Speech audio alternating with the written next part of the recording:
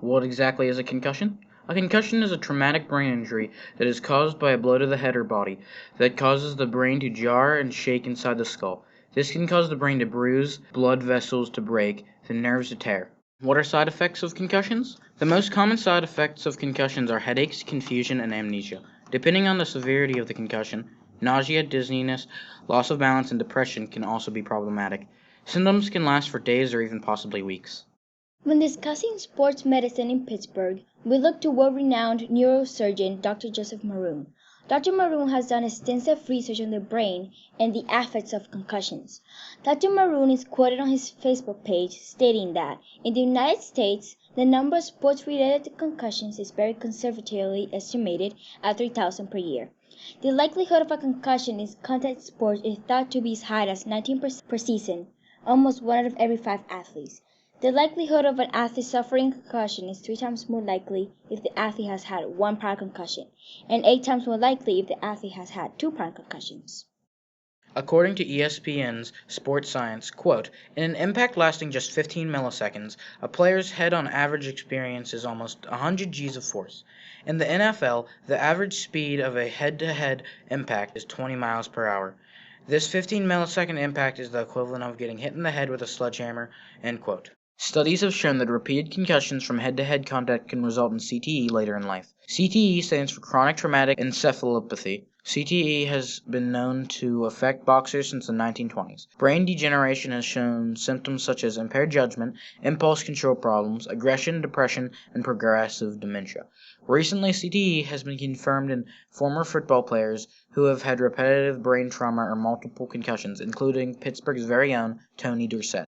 Tony Dorsett attended Hopewell High School in Aliquippa, PA. After a great high school career, many thought he would attend college at Penn State but decided to play college football at Pittsburgh University for coach Johnny Majors. Tony Dorsett gained over 1,000 yards in each of his 4 seasons, won the 1976 Heisman Trophy, and played a contributing part in the 1977 Sugar Bowl. Tony Dorsett went on to play 11 seasons in the NFL, 10 of which were with the Dallas Cowboys, and his last year with the Denver Broncos. He won the NFL Offensive Rookie of the Year and, after an amazing career, was inducted into the NFL Hall of Fame. That delivers it to Tony. Oh, look out, he's got the corner. Touchdown, Dorsett. Oh. Let's take a look at a few of the helmets Tony wore during his career. Head injuries are one of the biggest risks of playing football when players run at high speeds and collide with one another. Head-to-head contact at times is inevitable. In 1910, the first helmet was produced to help protect the head of football players. Padding used inside the helmets and the structure of the helmet has evolved over the years.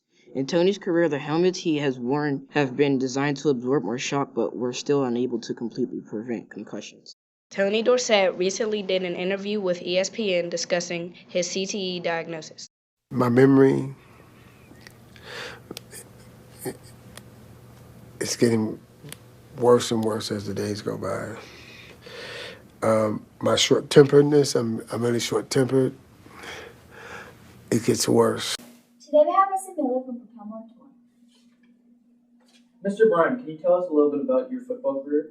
Yes, I can. I played high school football for Carlington Cougars. Then I took a little time off when I went to college. And then I came back from college and played for the Pittsburgh Colts, which is a local semi-professional football team. Tell us about your experience with football and concussions.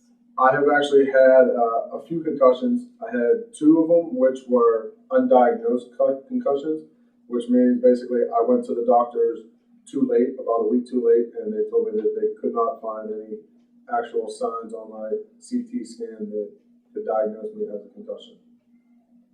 Do you have any advice for young, aspiring football players? I would say the best advice I can give a young athlete is to learn the fundamentals. Start young, learn the correct form to do everything, and the sky's the limit from there. Thank you very much. With all the recent studies, many parents are reconsidering allowing their children to play football. The impact of football on kids has yet to be documented. That leaves the question, should parents allow their children to play America's game?